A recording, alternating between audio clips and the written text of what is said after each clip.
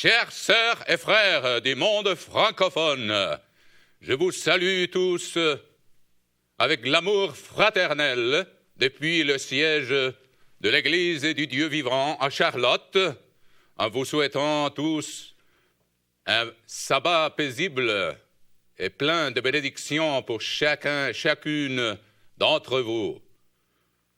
Pour moi, c'est un vrai honneur de m'adresser à vous aujourd'hui, un honneur que je ne mérite pas, qui est trop grand pour moi, mais que la gloire soit à Dieu. Et je le fais humblement, tout d'abord pour honorer la mémoire de Dieu appartient, un homme dont Dieu se servit pendant presque 60 ans pour écrire l'un des plus grands chapitres de l'histoire des dieux et de l'œuvre des dieux dans le monde francophone, et même son influence était sentie dans tous les autres domaines de l'œuvre espagnole, l'œuvre anglaise et toutes les autres à cause de ses écrits et de ses sermons. Monsieur Appartient a toujours été un exemple lumineux pour moi de diligence et de travail et d'éducation. Donc, avec vous tous, chers sœurs et frères, j'honore la mémoire de cet homme dont Dieu s'est servi d'une façon tellement puissante au XXe et XXIe siècle, mes chers amis. Aujourd'hui, donc, en disant ça, je veux saluer d'abord les frères d'Haïti. Je crois qu'ils sont en connexion, ils sont connectés avec nous aujourd'hui, et j'en connais quelques-uns parmi vous, et encore je vous salue avec de l'amour fraternel à tous les Haïtiens, à tous ceux qui ont persévéré et que j'ai connus il y a des années, qui sont encore là, fidèles à l'appel du Père et du Christ.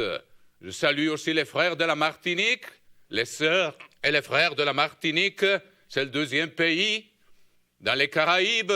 Mes salutations, j'ai donc eu le grand plaisir de connaître M. Ginier et votre diacre Étienne, dont les noms, je ne me souviens plus le nom de famille, mais un homme vraiment que j'ai aimé à première vue, on voyait sa sincérité, donc j'étais très content de faire leur connaissance.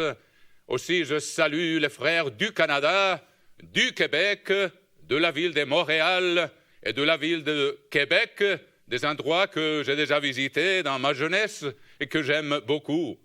Je salue aussi les frères de la Belgique. Salutations fraternelles, un plaisir de m'adresser à vous tous avec l'espoir de vous voir personnellement, peut-être d'ici peu, je ne sais pas, au moins cet été. Et je salue bien sûr les frères de la France, le pays qui a vu des années heureuses de ma jeunesse et dont je me souviens avec grand enthousiasme et joie et gratitude pour ce pays et pour les gens qui m'ont accueilli avec tant d'amour, même à l'époque où je n'étais pas encore dans l'Église, mais Dieu a permis que j'apprenne cette langue qui maintenant soit à votre service, mes chers frères. Et je salue aussi les frères de la Suisse. Je crois que j'ai mentionné tous les pays. Je prierai à Mademoiselle Déborah qu'elle me fasse signe au cas où peut-être les îles Canaries aussi. Je crois que c'est le dernier pays là de l'Espagne où mes salutations à Monsieur Delatte et sa famille. J'ai la joie d'avoir leur fils ici au studio qui nous accompagne ce matin. Bon, chers frères et sœurs, il y a un commandement du Christ. Aujourd'hui, c'est le premier jour de l'an. C'est le jour de l'an de l'année 2011. Incroyable. Mais on peut dire une chose au moins, on n'avait jamais été plus proche du royaume de Dieu qu'aujourd'hui. Et je crois que vous êtes tous d'accord avec moi, chères sœurs et frères. Donc, le Christ, je vais commencer à citer une des Écritures dont il nous conseille au chapitre 13 du livre de l'Évangile de Marc. Le Christ, il nous conseille, il nous ordonne de veiller. Alors, cette vigilance a deux aspects. Il faut veiller sur nous-mêmes, sur notre vie spirituelle. C'est exactement ce que le Christ a voulu dire quand il a dit à ses apôtres, surtout à Pierre, à Jean et à Jacques, quand ils étaient avec lui à Gethsémani, et qu'il priait, il leur a dit, priez et veillez pour que vous n'entriez pas en tentation. L'esprit est toujours prêt, mais la chair est faible. Donc, ça c'est un avertissement de notre Maître, surtout quand on pense, comme je viens de vous le dire, on n'avait été jamais plus proche du royaume des dieux qu'aujourd'hui. Et c'est intéressant que Dieu a permis que je vous parle le jour des l'an, quand lui-même il permet que pendant les mois de janvier, il y ait des événements importants, même qui changent parfois la direction du monde et qui sont des événements importants aussi pour l'Église des dieux. Vous savez bien que M. Armstrong a commencé à prêcher en janvier de l'année 1934, quand il a commencé à prêcher l'Évangile qui n'avait pas été prêché au monde pendant des siècles, mes chers frères et sœurs. Donc, c'est intéressant qu'aujourd'hui, je crois que ça a beaucoup de signification, qu'on puisse se retrouver tous ce jour-ci. Une dernière chose que j'ai oublié de dire de M. Appartient, c'est que je suis presque sûr que la plupart d'entre vous, et peut-être vous tous, avez été appelés à l'Église des dieux par l'intermédiaire de cet homme. Il ne faut jamais oublier ça, autrement ça serait de l'ingratitude, mes chers amis. Donc il faut toujours oublier, l'ingratitude est liée à l'oubli. Donc il faut se souvenir de tout ce qu'on a reçu par l'intermédiaire de cet homme, et je voulais mentionner ça avant d'entrer dans le sujet. Donc, le Christ aussi, il nous conseille de veiller sur les événements du monde. Ce qui arrive autour de nous, il nous a donné des signes, il nous a révélé une connaissance que le monde ne connaît pas au sujet du déroulement de la prophétie et des événements qui vont être juste avant son retour. Donc, mes chers sœurs et frères, nous allons lire maintenant, pour suivre les conseils de notre Maître, le chapitre 13 du livre de l'Évangile de Marc. Je vous prie de vous adresser maintenant ou de chercher dans vos Bibles le chapitre 13, verset 37. Le Christ venait de mentionner tous les événements de la fin du temps, de la fin. Il y a ici une petite note chez M. Louis II, il y a exhortation à la vigilance. C'est bien dit au temps de la fin. Donc, il nous a donné des clés absolument claires et que nous pouvons maintenant, dans la connaissance qu'il a donnée à son Église, l'Église dit Dieu vivant, le bastion de la vérité, mes chers amis, il nous donne donc une connaissance de la scène du monde que les géopoliticiens et ceux qui connaissent l'histoire d'après le monde ne peuvent pas comprendre. Donc, je vous prie donc de lire avec moi le chapitre 13 et verset 37 de l'Évangile de Marc. Le Christ nous dit, c'est que je vous dis, je le dis à tous, veillez. Donc, cette vigilance dont il parle ici se réfère aux événements prophétiques qui sont sur la scène du monde. Et aussi, comme je vous l'ai mentionné, vous le connaissez bien, c'est le texte dans l'Évangile de Matthieu, où il parle de la vigilance sur notre état spirituel personnel. Mes chers amis, donc il faut combiner les deux, et aujourd'hui, on va essayer de faire ça dans ce message. Je vais d'abord vous mentionner quelques aspects du monde, des événements prophétiques qui sont sur le point de s'accomplir.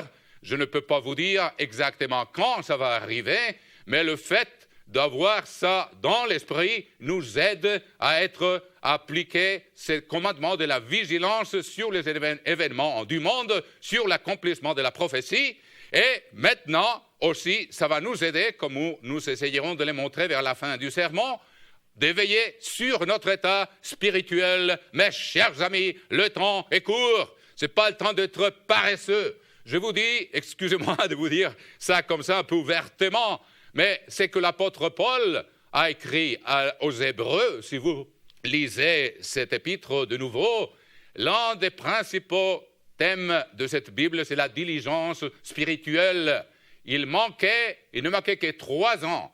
Il paraît, d'après tous les érudits, que cette épître a été écrite à peu près vers l'année 67 de notre ère, après le Christ, et que l'accomplissement premier des prophéties du mont de l'Olivier que le Christ avait prononcé était sur le point de s'accomplir. La destruction de Jérusalem s'approchait. Mais aujourd'hui, on est déjà de nouveau sur le point de voir l'accomplissement de cette prophétie dans sa deuxième, si vous voulez, partie, ou dans sa dualité, comme on nous a appris dans l'Église, que la prophétie de Dieu a 2 accomplissements, parfois plus que ça, mais on est peut-être sûr qu'on est très près de voir l'accomplissement de la prise de Jérusalem pour la fin du temps. On sait que pendant 3 ans et demi, la bête et les faux prophètes vont s'installer à Jérusalem. Vous pouvez lire ça dans le chapitre 11, vers la fin du chapitre 11, c'est pleinement écrit au livre de Daniel. Donc, je vais encore vous lire une autre écriture pour tout ce que je vais vous dire aujourd'hui, chères sœurs et frères, même si j'ai fait un petit peu de spéculation parfois, mais les raisons par lesquelles je vous présente le sujet d'aujourd'hui et les thèmes que je vais vous présenter, elles vont être toujours justifiées dans la parole de Dieu. Vous verrez ça au fur et à mesure qu'on avance. Donc, maintenant, je veux que vous alliez, s'il vous plaît, avec moi au livre des Proverbes, chapitre 29. Livre des Proverbes, chapitre 29. Et nous avons une autre écriture ici qui est le fondement. Pour que je vous donne ce message, il faut toujours avoir cet appui de la parole de Dieu, mes amis, pour tout ce qu'on dit et qu'on pense et qu'on fait. Vous le savez bien. Donc, au chapitre 29 et verset 18 du livre des Proverbes, je vous invite à le lire avec moi. Il dit « Quand il n'y a pas de révélation », et il paraît que M. Ségon a omis un mot très important, de la révélation prophétique. Donc, vous pouvez marquer ça là, ça va vous aider à comprendre un peu plus profondément la signification de ce verset. Chapitre 29, verset 18 du livre des Proverbes. « Quand il n'y a pas de révélation prophétique ou des visions prophétiques, comme il y a d'autres traductions qui le disent, le peuple est sans frein. » Donc, il est nécessaire pour nous, mes amis, que nous sachions les événements qui s'approchent. Ça nous aide à ne pas être sans frein, mais à pratiquer la maîtrise de nous-mêmes. Le fruit de l'esprit, mes amis, de se nier soi-même pour suivre le Christ dans le chemin étroit vers la vie éternelle. Il faut se nier soi-même tous les jours, mes amis, pour que la présence du Christ puisse se manifester par notre intermédiaire au monde et à nos familles.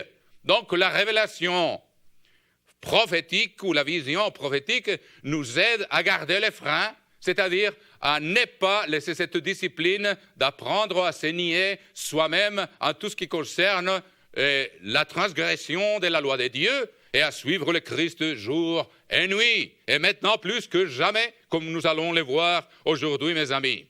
Quand il n'y a pas de révélation prophétique ou de vision prophétique, je répète ce verset, le peuple est sans frein. Donc, il y a une raison très importante, je vous l'ai dit, pour que je vous donne le sermon que je vous donne aujourd'hui. Là est la raison, elle est juste là devant vos yeux. Il faut la révélation prophétique pour ne pas être sans frein, pour ne pas perdre la maîtrise de soi, pour ne pas perdre la coutume que nous devons avoir comme disciples de nous nier nous-mêmes en ce qui concerne la transgression de la loi de Dieu jour après jour. Alors, immédiatement après, ce qui est parti du même verset, « Heureux s'ils observent la loi ». Donc, la prophétie ou la vision prophétique nous aide à nous maîtriser nous-mêmes, avoir de la tempérance, qui est la maîtrise de soi, et à garder la loi de Dieu, qui est le seul chemin qui nous mène à la vie éternelle, comme le Christ même a dit au chapitre 19 du livre de Matthieu, quand le jeune homme lui a demandé, lui a posé la question, que faut-il faire pour entrer, pour hériter la vie éternelle? Le Christ lui a répondu clairement, il faut garder les commandements. Pour garder ces commandements, comme le Christ nous a appris, mes amis, il faut se nier soi-même, mais en même temps, on éprouve le plaisir ineffable de la présence de Dieu en nous, qui ne se compare pas avec le plaisir passager dont on se nie, on se nie d'avoir, on se nie nous-mêmes, on renonce à des plaisirs passagers pour avoir une récompense immédiate en nous-mêmes, cette paix profonde qui produit l'obéissance à Dieu. Il n'y a pas de paix sans obéissance au commandement de Dieu. C'est le fondement de la paix intérieure et ça va être le fondement de la paix au niveau mondial quand le Christ va retourner, quand tout le monde aura comme plateforme politique et spirituelle et sociale les 10 commandements qui vont sortir de Jérusalem et que nous devons pratiquer de maintenant si nous allons enseigner le monde. Il faut être fidèle en ce qui est peu pour pouvoir être, que Dieu nous confie ce qu'il y a, il va nous confier beaucoup. Alors là, je vous ai donc dit des raisons par lesquelles on va examiner quelques aspects de la scène du monde aujourd'hui qui vont nous aider à avoir la vision du futur claire, à ne pas perdre les freins, à garder la maîtrise de soi, à garder la loi et à nous préparer jour et nuit pour le retour du Christ, mes chers amis.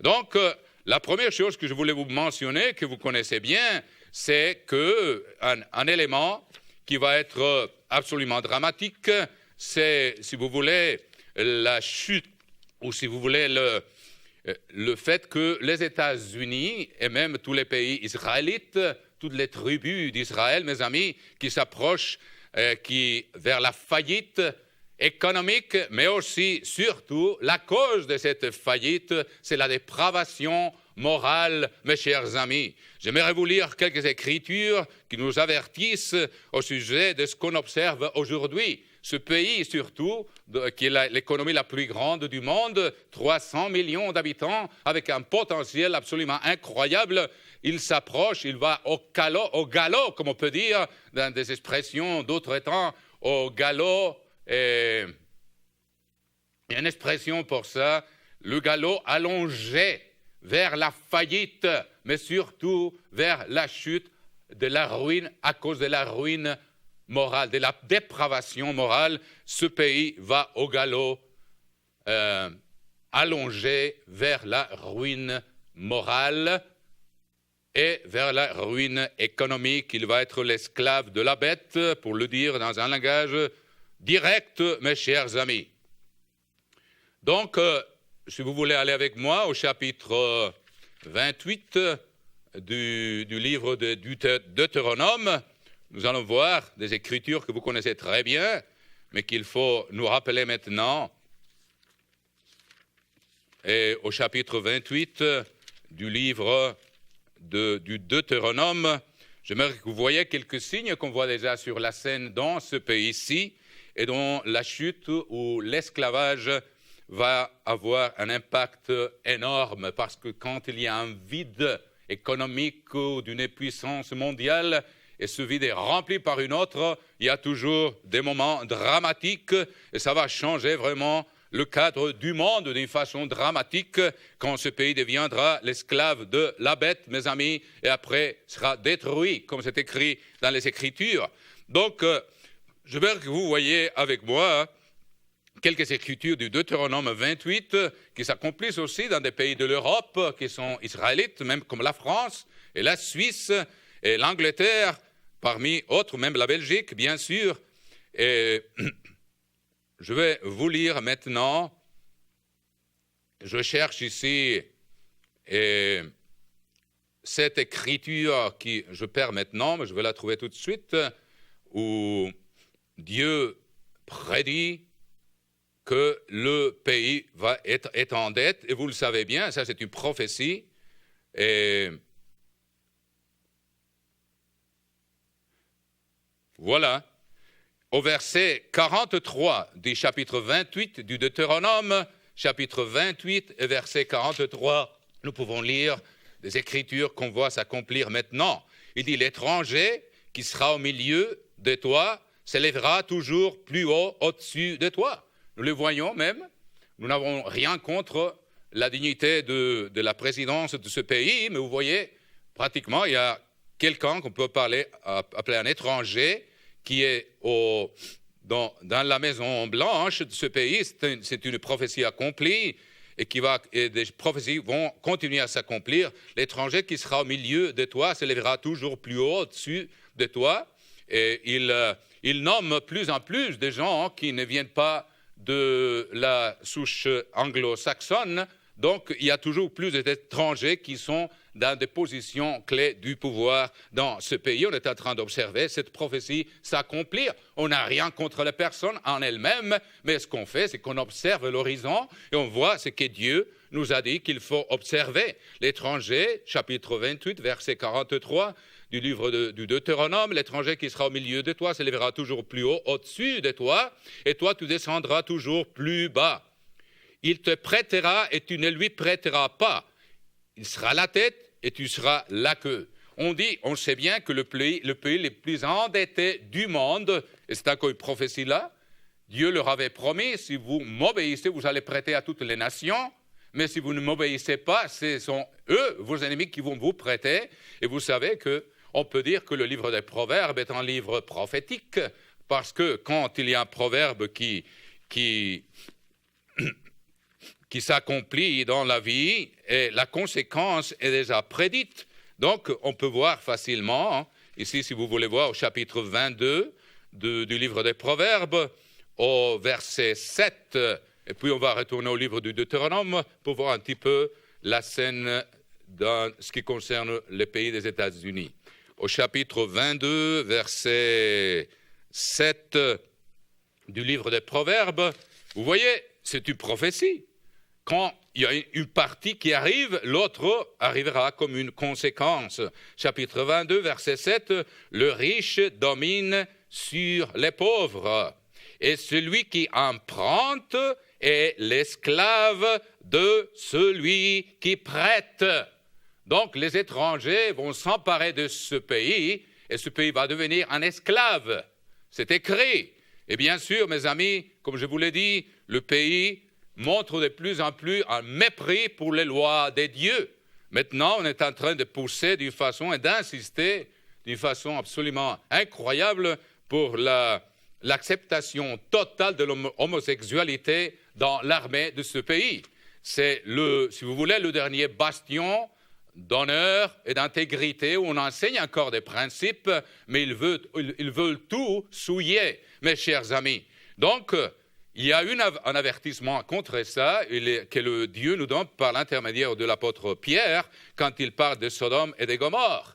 Alors, quoi que ça ferait le sujet de tout un sermon, mais je veux simplement vous présenter un panorama aujourd'hui, un panorama sur la scène du monde. Mais si vous voyez au chapitre, dans la deuxième épître de l'apôtre Paul, deuxième épître, il dit, ici au chapitre 2, deuxième épître de l'apôtre Pierre, au chapitre 2, il dit au verset 6, deuxième épître de Pierre, chapitre 2, verset 6, « S'il a condamné à la destruction et réduit en cendres les villes », ce qui va arriver dans ce pays-là, et dans pas mal de pays d'Europe aussi, mes amis, pendant la grande tribulation. Je répète, s'il a condamné à la destruction et réduit en cendres les villes de Sodome et de Gomorrhe, les donnant comme un exemple aux impies à venir. Nous les avons là maintenant avec nous, mes amis. Les impies à venir sont déjà là. Et ils veulent corrompre absolument tous les aspects de la société où cet aspect seulement, on peut parler beaucoup d'autres aspects, de l'avortement, mais pour parler d'un aspect précis, si vous voulez, l'homosexualité, ils s'efforcent, mes amis, et ce qui est une offense au grand Dieu, parce qu'à qui beaucoup Dieu a donné, ils vont en demander beaucoup. Il n'y a pas un pays au monde où il y a le plus de Bibles qu'aux États-Unis. Donc, ils ont un témoignage, même dans tous les hôtels. Même en France ou dans le pays du monde, il y a ces Bibles-là que les Gédéons ont distribuées partout. Il n'y a pas, et qu'il y a des acteurs qui veulent à tout prix répandre ces concepts de l'homosexualité, qui s'éventent d'arracher les pages de la Bible où Dieu condamne, mais ils ne savent pas qu'il les condamne dans beaucoup d'autres endroits de la Bible. Ce n'est pas dans un chapitre seulement au livre du Lévitique, il y en a partout où Dieu en parle contre cette dépravation morale de notre époque. Et à les scouts, les Boy Scouts, ils sont persécutés parce qu'ils n'ont pas pu pénétrer encore et qu'ils acceptent qu'il y ait des homosexuels parmi leurs chefs. Donc c'est un effort, mes amis, pour rendre légale la transgression des lois des dieux. Que croyez-vous que peut arriver dans une nation? Si vous lisez les 3 premiers chapitres d'Isaïe, Dieu, il s'adresse à cette nation, il l'appelle Sodome et Gomorrhe, et toutes les autres nations israélites aussi. Donc ça concerne le pays, pas mal de pays, et même l'Espagne est entrée, le monde entier, mes amis. Mais il y en a qui ont reçu beaucoup plus. Les pays israélites ont reçu beaucoup plus de connaissances spirituelles. Ils ont leur Bible, ils n'ont pas d'excuses, mes chers amis. Donc, je vous répète, il y a un effort vraiment concerté où ils sont décidés à souiller tous les aspects de la société, et même dans l'armée, où ils avaient mis quelques limites, ils veulent que le Congrès maintenant accepte une ouverture totale, mes amis. Donc, je vous répète ce que l'apôtre Pierre dit. Donc, la faillite économique sera une conséquence évidente de la dépravation morale. Pas seulement en ce pays, c'est dans le monde entier, mes amis. Mais il y a des pays qui ont plus de responsabilités que d'autres parce qu'ils ont reçu beaucoup plus de pouvoir et de connaissances, donc ils n'ont pas d'excuses. Donc je vous répète, le 2e épître de Pierre, chapitre 2, s'il a condamné à la destruction et réduit en cendres les villes de Sodome et de Gomorrhe, les donnant comme un exemple aux impies à venir. Donc, il a délivré Lot. Donc si nous gardons le chemin étroit et sont fidèles à Dieu, il va nous protéger aussi, et on va parler de ça un peu plus loin. Le sermon va être un peu plus long, un peu long, donc préparez-vous, mes chers amis, c'est une occasion unique, et j'ai l'intention d'en profiter au maximum. Donc il y a d'autres choses que Dieu avertit à cause de la dépravation morale de ce pays. Il dit qu'il y a une puissance qui va venir d'une extrémité de la terre, au verset 64. Verset 64, je reviens au livre du Deutéronome, chapitre 28. L'Éternel te dispersera parmi tous les peuples d'une extrémité de la terre à l'autre, et là tu serviras à d'autres dieux connus, ni toi, qui n'ont connu, ni toi, ni tes pères, du bois et de la pierre. Et puis il dit ici que Dieu, il va faire venir une puissance étrangère qui va mettre un joug de fer sur leur cou. Je cherche ces écritures, je l'ai perdu un petit peu aujourd'hui, mais vous savez qu'elles sont là. Et puis il dit, je vais la chercher là dans ma Bible espagnole, patientez avec moi mes amis. Donc, au chapitre 28, de nouveau, je vais lire quelques écritures encore qui décrivent ce que sera la chute pas lointaine de ce pays, parce que toutes les causes qui amènent les conséquences sont déjà là, devant nos yeux. Donc, je vous répète encore, et il dit,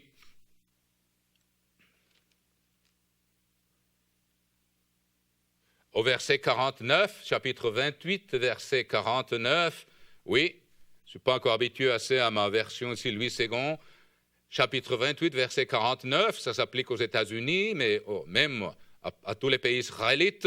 L'Éternel fera partir de loin des extrémités de la terre une nation qui fondra sur toi d'un vol d'aigle, une nation dont tu n'entendras pas la langue. c'est assez précis. On sait bien, on parle de l'allemand, hein. Une nation au visage farouche et qui n'aura ni respect pour le vieillard, ni pitié pour l'enfant. Nous l'avons déjà vu pendant l'Holocauste à la Deuxième Guerre mondiale, mes amis. Elle mangera les fruits de tes troupeaux et les fruits de ton sol jusqu'à ce que tu sois détruit.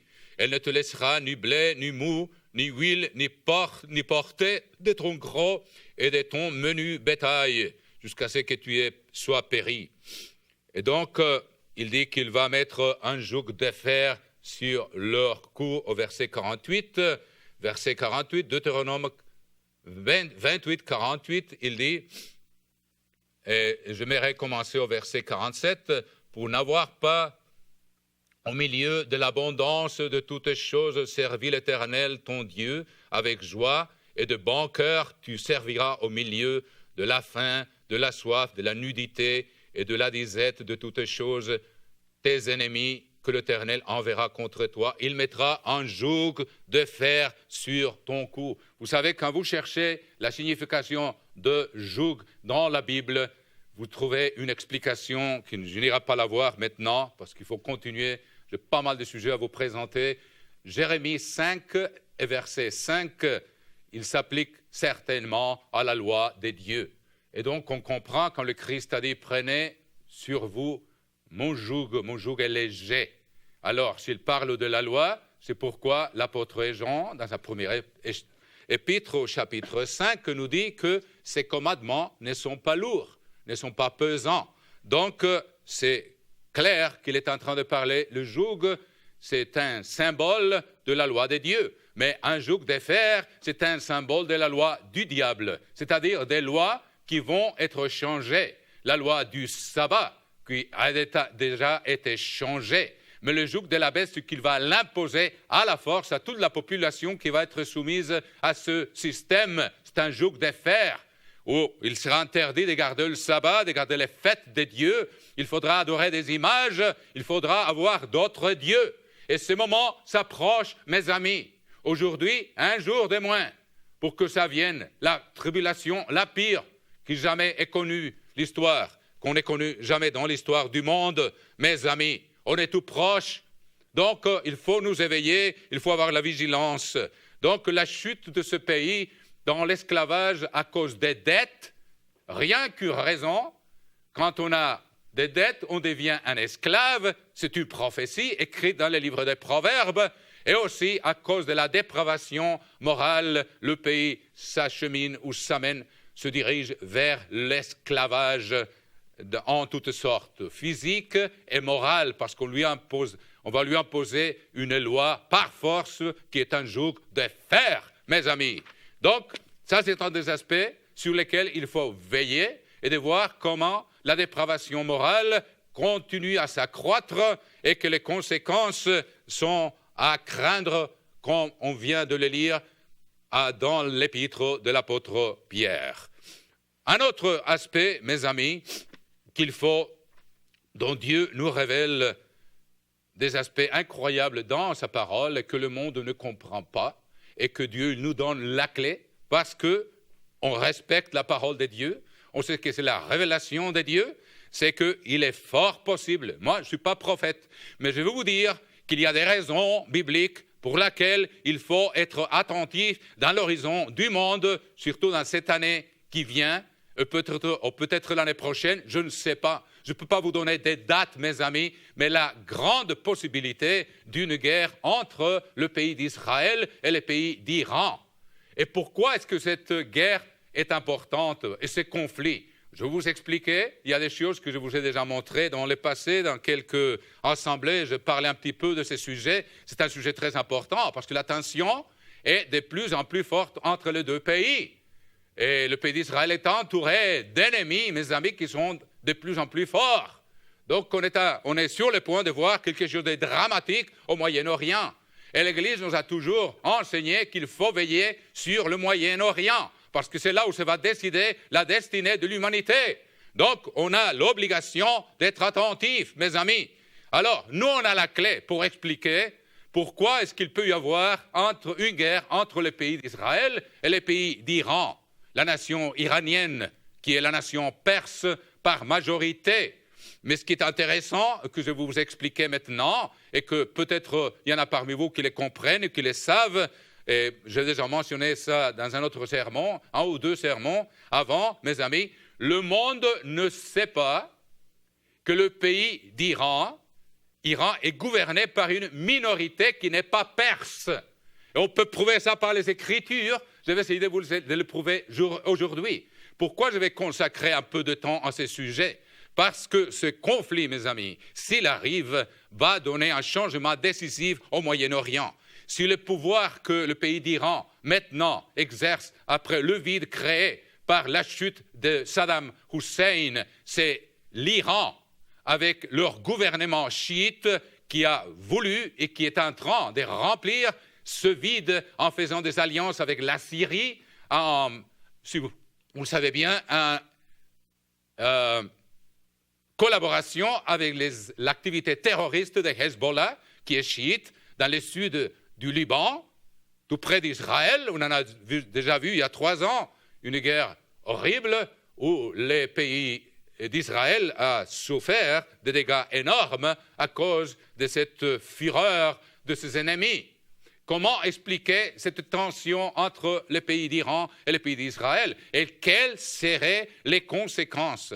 Vous le savez bien, mes amis, c'est un secret que tout le monde connaît. Iran, ils essayent d'avoir une bombe atomique. Ils l'ont déclaré publiquement plusieurs fois, comme l'avait fait Saddam Hussein dans son temps, que leur objectif premier, c'est de lancer une bombe atomique sur le pays d'Israël et complètement détruire cette nation. Pourquoi, mes amis? Est-ce que Dieu va le permettre? Donc, il est important d'analyser ces choses-là, très important, et de les comprendre et de savoir fonder sur les Écritures ce qu'on peut croire, qu'on peut savoir, et quels seront les résultats de ces conflits, au cas où il y aurait un conflit qui est presque inévitable, mes chers amis. Je ne suis pas là pour faire des prophéties, mais c'est simplement pour vous avertir qu'il y a de l'instruction très claire dans la Bible au sujet de cette situation et qu'il n'y a que l'Église de Dieu qui peut comprendre dans son amplitude totale ce qui s'arrive dans ce pays. Donc, la clé, mes amis, pour comprendre le conflit entre le pays d'Iran et le pays d'Israël se trouve dans le livre d'Esther. Je vous prier que vous alliez au livre d'Esther. Vous connaissez l'histoire, vous connaissez bien l'histoire. Le roi Xerxès, qui est Assuérus, qui est nommé Assuérus, mais n'est autre que le fils de Darius, qui était le successeur de Cyrus le Grand, dont Dieu a prédit le nom. Dieu lui a mis un nom à Cyrus avant qu'il soit né, 150 ans avant sa naissance. Donc, et ce qu'on va voir ici, mes amis, c'est quelque chose de très important, parce qu'il faut veiller. Le Christ nous a dit qu'il faut veiller. Et ce qui arrive au Moyen-Orient va avoir des conséquences énormes dans le Moyen-Orient. Je vous répète pourquoi. Si le vide que Saddam Hussein a laissé a été rempli par Iran, en faisant des alliances avec la Syrie et avec le gouvernement de l'Irak qui est chiite maintenant, quoique Saddam Hussein était sunnite, vous savez bien que le gouvernement de... Donc, ils veulent étendre leur influence dans tout le Moyen-Orient. Il y a un conflit entre les chiites et les sunnites, vous le savez bien, dès la mort de Mohammed, et à cause de la succession du pouvoir. Je ne vais pas m'arrêter à donner des détails, vous les connaissez, mes amis, mais il y a un conflit énorme, comme on dit, les conflits entre frères sont comme les serrures d'un château, sont très forts, mes amis. Donc, eux, ils se haïssent pas mal, et il y a donc ces conflits. Alors, pourquoi est-ce qu'il est important de veiller? Si le pays d'Iran perd son influence qu'il a maintenant et qu'il veut gagner à tout prix et détruire la nation d'Israël, ce vide va être rempli par 2 pays, l'Arabie saoudite et l'Égypte. Si vous étudiez un petit peu la géopolitique, mes amis, vous savez que ce sont les pays qui ont le plus d'influence dans la région, à part Iran. C'est l'Arabie saoudite et l'Égypte. Et c'est de là, sans doute, de ces 2 pays qui va sortir le roi du Sud, qui sera vraiment un signe absolument clair que la fin est déjà arrivée. On pourra presque compter le jour, mes amis. Donc, il faut veiller. Alors, qu'est-ce qu'il se passe en Iran? Donc, on va voir un petit peu comment nous, on peut savoir que ceux qui ont le pouvoir maintenant au pays d'Iran ne sont pas des Perses. C'est une minorité. Parce que le contraste entre l'attitude des Perses, comme on a vu l'exemple pendant le gouvernement du Shah d'Iran, le Shah était en Perse. Il s'est considéré le successeur de Xerxès et d'Artaxerxès et même de Cyrus, c'est-à-dire dans cette ligne de gouverneurs ou des rois de ce pays. Donc il appartenait à ce groupe ethnique qu'on connaît comme la Perse. Même s'il était musulman, il n'y avait pas un conflit du tout avec le pays d'Israël ou avec les États-Unis. Vous voyez, et vous savez très bien, que du moment où il y a eu cette révolution dans les années 1979, et ils ont pris le pouvoir, il y a un demi-tour de 180 degrés. Un changement d'attitude absolument radical envers le pays d'Israël, envers les Juifs, envers les États-Unis, envers le pays israélite. Pourquoi? Quelle est la raison? Comment on peut expliquer ça? Qu'est-ce qu'il se passe? Bon, le monde ne comprend pas la Bible, il ne donne pas le crédit à Dieu. Nous, on la comprend, on croit la parole de Dieu, donc on peut savoir qu'est-ce qu'il se passe. Et on va commencer à expliquer la clé du problème dans le livre d'Esther pour que vous soyez bien au courant de ces choses-là. Donc on va lire le chapitre 3. Vous savez que le roi Assuérus s'est marié avec cette jeune fille Esther, qui était de la tribu de Benjamin, quoique elle avait déjà le nom générique des Juifs, parce que le Lévite, avec les prêtres ou le sacrificateur, et la tribu de Lévi, la tribu de Juda, la tribu de Benjamin, une grande partie ont été prises captives, ont été menées captives ensemble en Babylone et ont été en exil de la terre de Judée, au sud d'Israël. Donc, on va voir ce qui s'est passé, et Dieu a permis que le roi de la Perse se marie, et il a nommé comme la reine au lieu de Vasti. J'espère que vous connaissez cette histoire. On n'a pas le temps de tout répéter ici, mais c'est une jeune juive de la tribu de Benjamin, qui a remplacé la reine perse et qui est devenue la reine de l'Empire.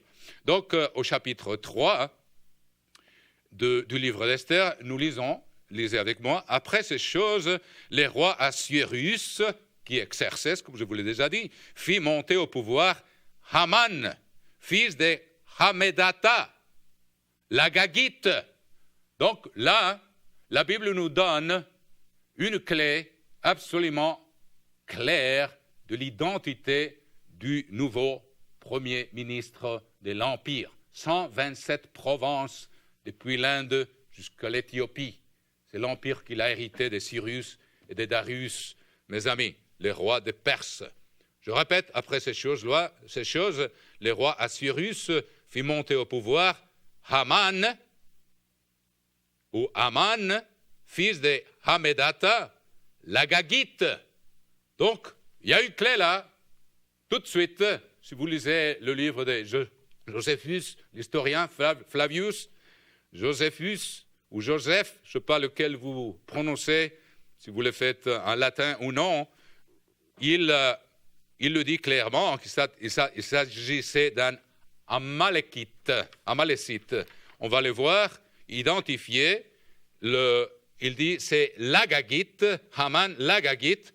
Donc on va voir qui était Agag. On laisse la Bible s'interpréter elle-même, parce qu'on croit la parole de Dieu. Et vous voyez qu'au chapitre 15 du premier livre de Samuel, Dieu, par l'intermédiaire du prophète Samuel, avait ordonné à Saül d'aller exterminer Amalek à cause de ce que Amalek avait fait contre Israël dans le désert quand il venait de l'Égypte et se dirigeait vers la terre sainte. Donc, Dieu lui a ordonné, nous allons voir ça un petit peu en détail, et lui a ordonné d'exterminer cette nation, cette tribu, c'est une sentence que Dieu a prononcée contre eux, à cause de quelque chose qu'on va lire tout de suite après pour que vous ayez le cadre clair dans votre esprit. Donc, vous savez que Saül a perdu les règnes ou le royaume ou la couronne parce qu'il n'a pas accompli l'ordre de Dieu tel qu'on lui a été donné. Donc, au chapitre 15, verset 31, on voit qui était le roi d'Amalek. Samuel retourna et suivit Saül. Je répète, premier livre de Samuel, chapitre 15, verset 31. Samuel retourna et suivit Saül, et Saül se prosterna devant l'Éternel. Puis Samuel dit, amenez-moi Agag, roi d'Amalek. Agag. Donc, qu'est-ce qu'on vient de lire au livre d'Esther? Que le roi a nommé, si vous voulez dire, premier ministre, Haman, l'Agagite. Donc, c'était un Amalécite. C'est quelqu'un qui appartenait à cette tribu. Donc, qui est Amalek?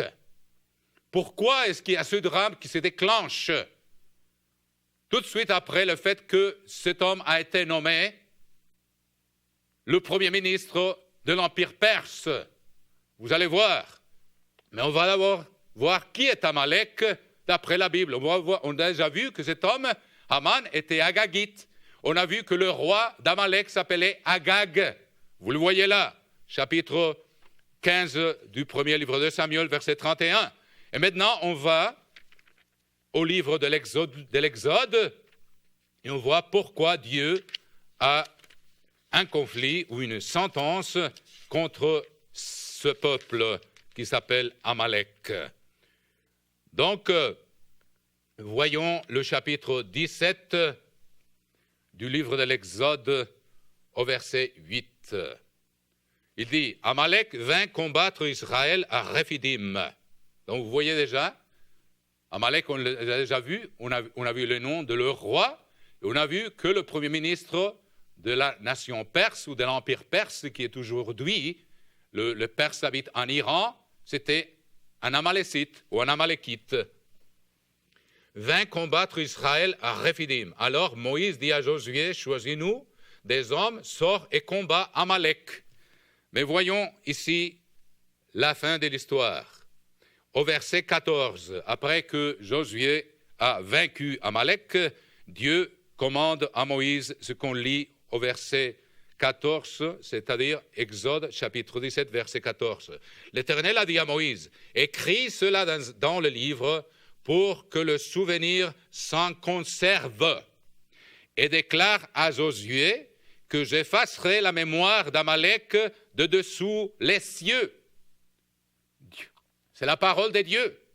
Vous allez voir que c'est exactement ce que cet Amalécite qui a été nommé premier ministre de l'Empire perse, il veut effacer la mémoire du peuple juif.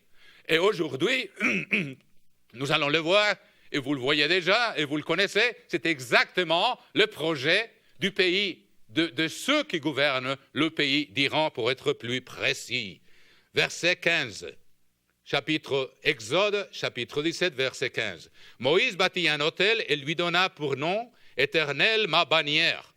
Et il dit, parce que la main, et là il manque un mot qui est dans d'autres traductions, la main d'Amalek. Écoutez bien ça mes amis, parce qu'on va voir pourquoi il y aura un conflit de nos jours et Dieu va intervenir pour que le plan de Dieu ne change pas. Dieu ne va jamais permettre qu'un peuple lève sa main contre les trônes de Dieu et essaye de changer ce que Dieu a déjà établi dans sa parole, quel sera le déroulement prophétique. Il y a un pays qui veut l'empêcher.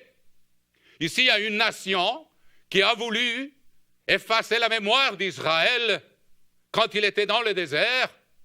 Et c'est le premier acte terroriste dont on a connaissance.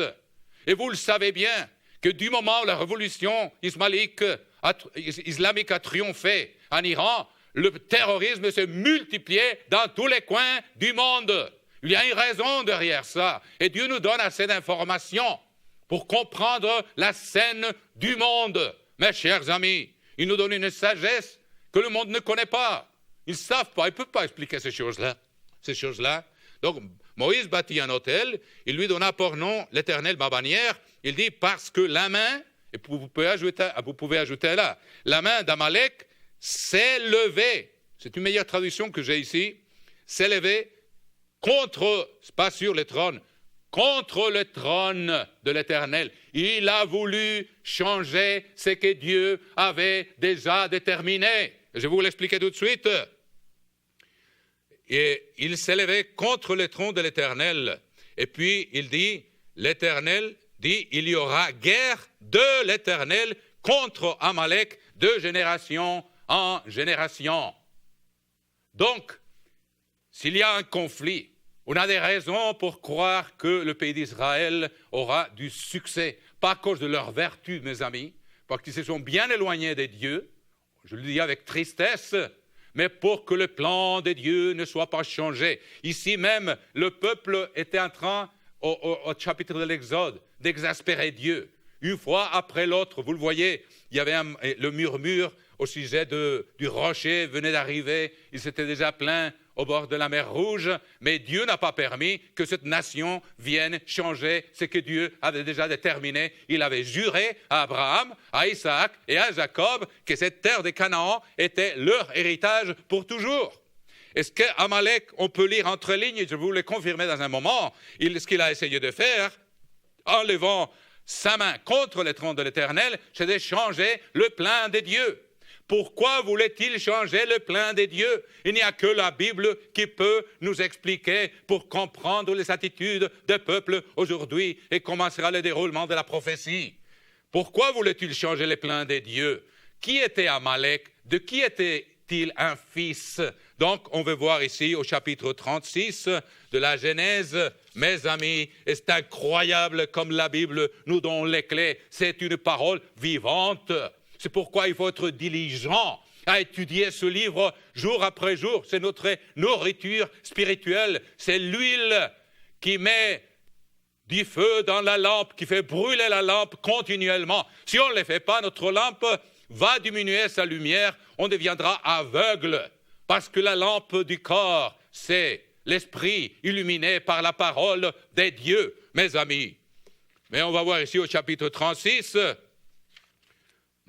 incroyable comme on voit l'histoire écrite à l'avance et même dans la Genèse, on peut identifier les attitudes des peuples aujourd'hui, on peut les reconnaître. Qu'est-ce que le Christ nous a dit? Par leurs fruits, vous les connaîtrez. Donc on va identifier par les fruits la minorité qui gouverne le pays d'Iran aujourd'hui et la raison par laquelle ils veulent détruire le pays d'Israël et la raison par laquelle Dieu ne va pas le permettre. Ça, je peux vous le dire, en toute certitude, mes chers amis, parce que personne ne va changer ce que Dieu a déjà déterminé. Le Christ a déjà dit comment le peuple juif, Jérusalem va être entouré d'armées, mais ça va être les armées du roi du Nord.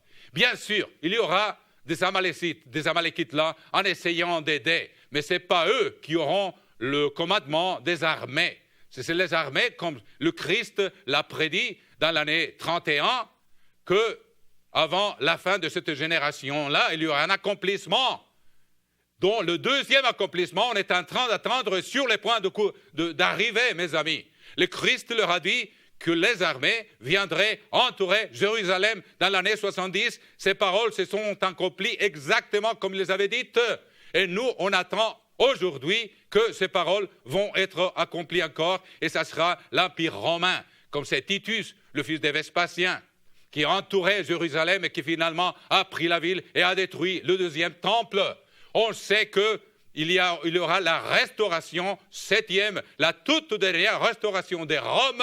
C'est eux qui vont prendre la ville de Jérusalem et que la bête, c'est-à-dire le roi ou l'empereur, va s'installer à Jérusalem entre les deux mers, entre la mer Morte et la mer Méditerranée, sur les monts saints de l'Éternel où les temples étaient bâtis pour se faire adorer avec les faux prophètes. Donc on sait que ce sont des choses que Dieu a déjà déclarées dans sa parole. Si le pays d'Iran lance une bombe atomique nucléaire sur le pays d'Israël et il efface complètement la ville et la population, donc les prophéties de Dieu ne vont pas s'accomplir. C'est pourquoi, avec l'autorité de la Bible, je peux vous dire que s'il y a une guerre entre ces deux pays, Dieu ne va pas permettre que sa prophétie soit accomplie et que le pays d'Iran ou les gouverneurs, ceux qui gouvernent ce pays maintenant, aillent changer ce que Dieu a déjà écrit. ce qui est déjà annoncé dans sa parole. C'est la grande Babylone, c'est la dernière restauration des Roms qui va prendre Jérusalem et Judée et la terre d'Israël et amener captive la population, la moitié de la population de la ville de Jérusalem.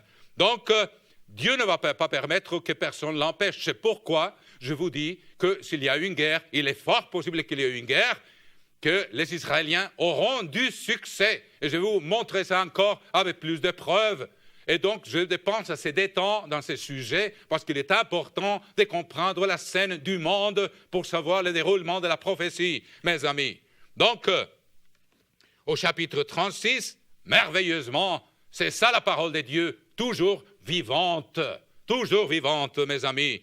Hélas, si nous, on ne met pas en pratique le fait de nous nourrir jour après jour et de demander à Dieu, comme le roi David, ouvre mes yeux, que je vois les merveilles de ta loi, et qu'on comprenne la prophétie pour être prêt, pour veiller sur nous-mêmes. Ça, c'est pas pour satisfaire la curiosité, c'est pour veiller sur nous-mêmes, pour ne pas perdre les freins.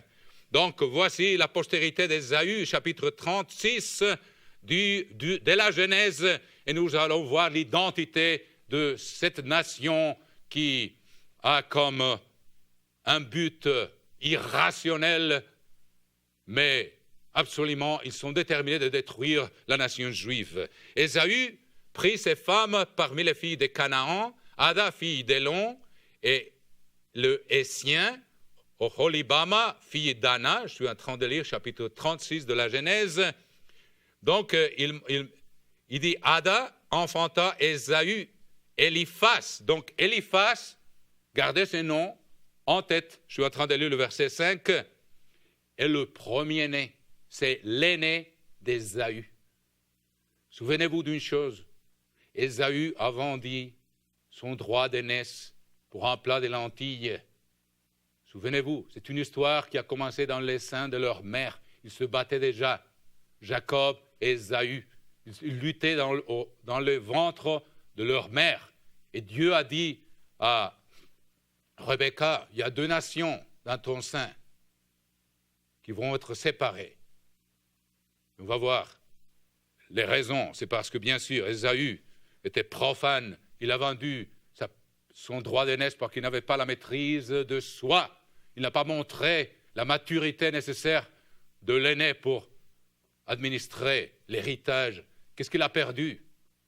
Mais il a perdu la terre sainte. C'était la première chose qui venait avec les droits d'aînesse. C'était la possession de cette terre merveilleuse. Il a perdu le sacerdoce. Il a perdu le sceptre. Il a perdu la double portion qui a été donnée à Joseph. C'est une étude incroyable. Elle est toute là dans la Bible. Je n'ai fait que vous mentionner un petit peu pour que vous ayez un concept pourquoi il y a ce conflit irrationnel qui n'existait pas du jour du Shah d'Iran, mais quand il y a ce changement du gouvernement, et il y a ce gouvernement, cette attitude qui s'installe d'une façon incroyable de haine. Donc, on voit qu'Eliphaz est le premier-né. Alors, si vous tournez, je tourne la page ici, verset 9 du chapitre 36 de la Genèse. Voici la postérité d'Ésaü, père d'Édom, dans la montagne de Séhir. Regardez ça, c'est ça le territoire que Dieu lui a donné parce qu'il a perdu le droit d'aînesse. Dieu ne l'a pas donné la terre d'Israël, qui était la terre de Canaan à cette époque. Donc, il va dans la montagne de Séhir, verset 9, chapitre 36 de la Genèse. Voici les noms des fils d'Ésaü. Eliphaz, fils d'Ada, femme d'Ésaü. Donc, c'était le premier-né. Ada était de la terre de Canaan. Donc, on voit pourquoi ils veulent gagner cette terre à tout prix, parce que leur père l'a vendue pour un plat de lentilles. Mais ce qu'ils se rappellent par tradition, c'est que Jacob a fait une tromperie là pour avoir le droit d'aînesse, mais Ésaü l'avait déjà perdu. Vous connaissez bien l'histoire, je ne veux pas tout répéter maintenant. Et puis il dit, au verset 11, le fils d'Eliphaz furent Théman, qui est le pays de Yémen, qui veut dire le sud, il y a du terrorisme maintenant, là-bas, Omar, Tsepho, Gaëtam et Kenas. Et Timna était la concubine d'Éliphaz. Éliphaz, premier-né d'Ésaü. C'est lui qui aurait hérité la portion du droit d'aînesse. Alors il dit, Éliphaz, fils d'Ésaü, et l'enfantant à Éliphaz, Amalek.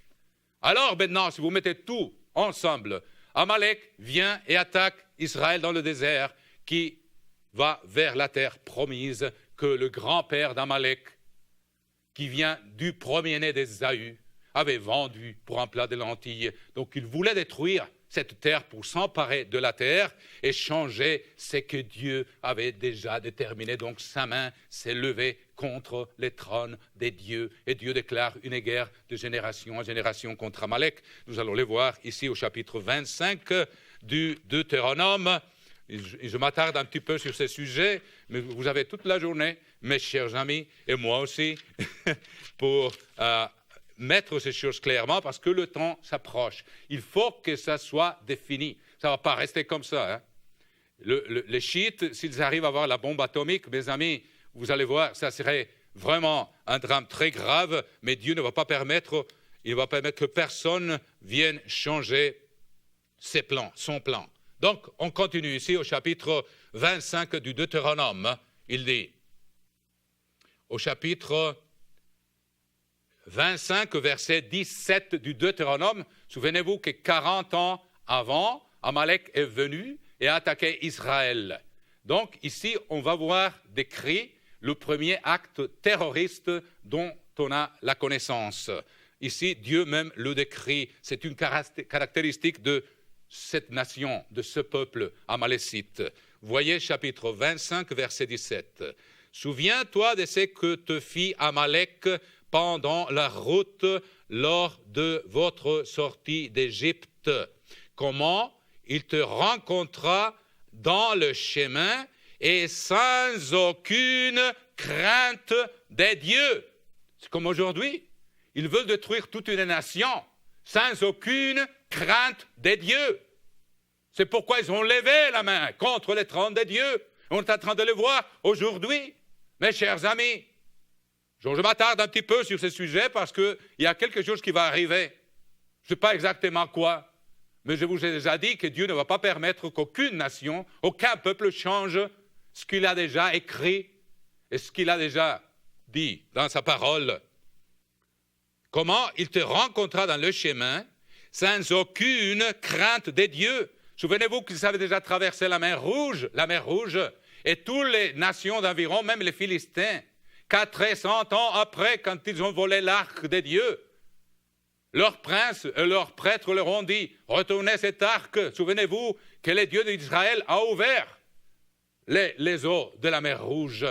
Donc, malgré ces miracles incroyables que les gens déjà connaissaient, quand les espions sont arrivés à Jéricho, Rahab, la dame qui les a reçus, elle savait déjà ce que Dieu avait déjà fait pour Israël, donc Amalek le savait aussi. Mais ça n'a pas suffi. Ça ne lui a pas suffi. Il dit, sans aucune crainte des dieux, tomba sur toi par derrière. C'est un acte terroriste. Ils n'attaquent pas l'armée. Ils attaquent la population civile qui ne peut pas se défendre. Ça, c'est le terrorisme. Numéro 1, il tomba sur toi par derrière, sur tous ceux qui se traînaient le dernier. C'est-à-dire des gens qui ne pouvaient pas se défendre de la population civile, pendant que tu étais là et épuisé toi-même. Donc, c'est une façon lâche d'attaquer, mes chers amis.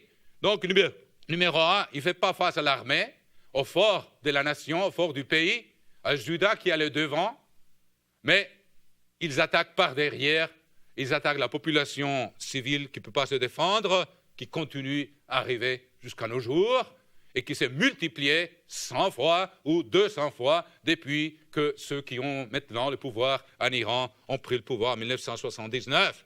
Lorsque l'Éternel, ton Dieu, après t'avoir délivré de tous tes ennemis qui t'entourent, t'accordera du repos dans les pays que l'Éternel, ton Dieu, te donne en héritage et en propriété, tu effaceras la mémoire d'Amalek de dessous les cieux, ne l'oublie pas. Donc, Dieu a une sentence, et puis, je ne vais pas vous montrer tout, ça serait toute une étude, il y a encore plus d'informations là-dessus. Ce que je voulais montrer, c'est simplement que Dieu nous donne assez d'informations pour comprendre le Moyen-Orient. Par leurs fruits, on peut les identifier. Donc, si vous nous retournez dans le livre d'Esther, et vous vous souvenez ce que je viens de vous dire, c'est que Amalek est le petit-fils d'Ésaü, qui a vendu le droit d'aînesse. Et Amalek, par son attitude en voulant détruire Israël, on voit bien qu'il veut s'emparer de la terre que son grand-père a vendue. Donc, ce sont deux enfants qui luttent pour un héritage. C'est ça la définition la plus simple. Et je vais vous montrer maintenant au chapitre 35, verset 10 du livre d'Ézéchiel. Vous voyez comment on peut pénétrer la scène du monde aujourd'hui avec ce livre? Ce livre, combien d'années ça fait que Jean a fini le livre de l'Apocalypse et continue à être une parole vivante qui nous instruit même de nos jours à un moment où il faut vraiment. Donc, si vous voyez au chapitre 35 du livre d'Ézéchiel, Dieu adresse maintenant le mont Séhir. Je vous ai déjà montré au chapitre 36 de la Genèse que le mont Séhir était la demeure ou le territoire d'Ésaü, où Amalek est né, mes chers amis. Mais ils ne veulent pas, ils veulent l'autre, ce qu'ils ont perdu, et ils lèvent la main contre le trône de Dieu pour le récupérer, pour s'emparer de ce pays. Au chapitre 35 du livre d'Ézéchiel, je vous donne la preuve, comme je vous dis, ce que je vous dis aujourd'hui, ce n'est pas des paroles en l'air, ce sont des choses qui sont fondées sur cette parole. C'est pourquoi j'ose vous présenter ces concepts, mes chers amis. La parole de l'Éternel me fut adressée en ces mots. Chapitre 35 d'Ézéchiel, verset 2. « Fils de l'homme, tourne ta face vers la montagne de Séhir. » On a déjà vu que Ésaü a déménagé au mont Séhir avec ses 3 femmes et que Amalek était le petit-fils d'Ésaü dans les monts Séhir, fils d'Éliphaz, le premier-né ou l'aîné de Ésaü. Alors, maintenant, Dieu adresse le mont Séhir, c'est-à-dire le peuple de Ésaü, dont Amalek est le petit-fils. Et vous allez voir maintenant, au verset 10, que ce qu'ils ont en tête, c'est de s'emparer de cette terre qu'ils ont perdue à cause du péché et du fait que c'était un profane, le grand-père qui n'avait pas la maîtrise de soi. Mon ami, mes amis, chapitre 35, verset 10. Dieu dit au mont Séhir ici, gardez ça dans votre esprit, s'il vous plaît, pour comprendre le Moyen-Orient. C'est important, parce que tu as dit, les 2 nations, les 2 pays seront à moi et nous en prendrons possession. Ce sont les paroles d'Ésaü, des descendants d'Ésaü, y inclut Amalek, y compris Amalek, mes amis. Et vous allez voir que Dieu leur dit qu'ils ont eu une haine perpétuelle contre leurs frères. Et je veux vous le lire tout de suite. Vous voyez la haine qu'on voit aujourd'hui au pays d'Iran, qui n'était pas quand les Perses étaient au pouvoir. Et vous voyez le désir de s'emparer de la terre, sans aucun respect pour ce que Dieu a déterminé. Donc, je ne croyais pas que j'allais dépenser tellement de temps dans ce sujet, mais il est important. Je crois que vous vous rendez compte, mes chers frères et sœurs. Ici, Dieu dit,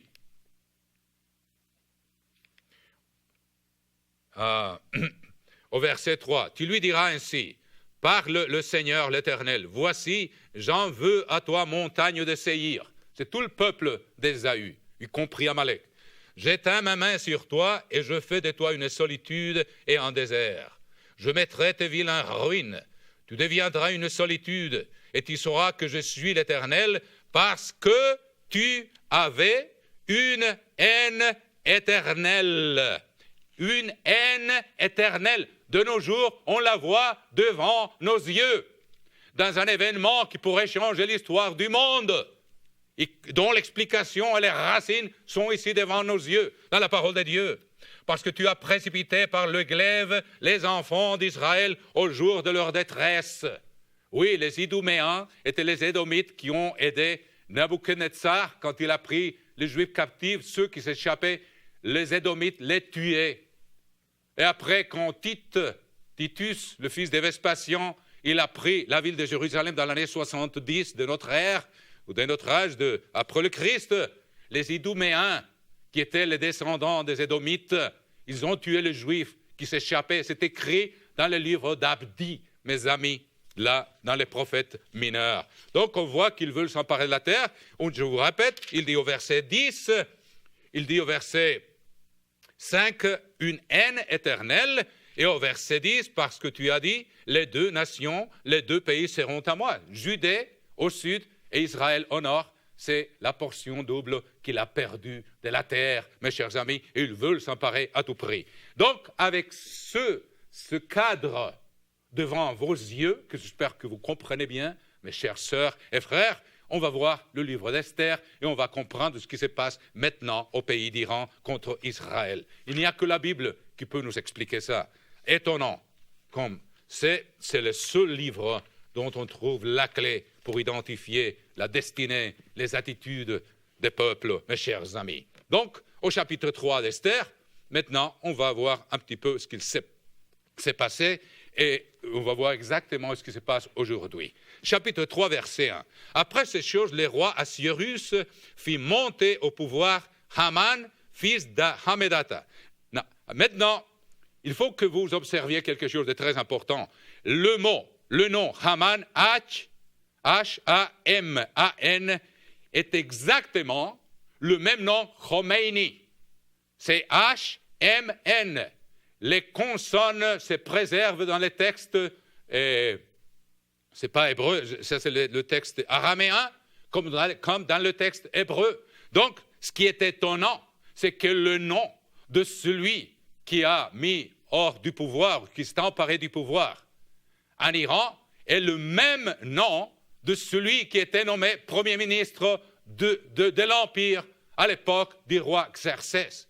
Donc, Khomeini. Et vous pouvez montrer ça, vous pouvez demander à quelqu'un qui connaît le grec, qui connaît l'hébreu ou l'araméen. Haman et Khomeini est le même nom. C'est assez incroyable, mes amis. Et puis, Hamedata, ça se ressemble pas mal à Ahmadinejad, mes amis. Je demandais à une jeune dame qui voyageait avec moi, que je suis allé en Europe cet été passé, et elle me disait qu'elle comprenait que ceux qui étaient au pouvoir n'étaient pas des Perses. Ils ne savent pas l'expliquer. Nous, on peut l'expliquer.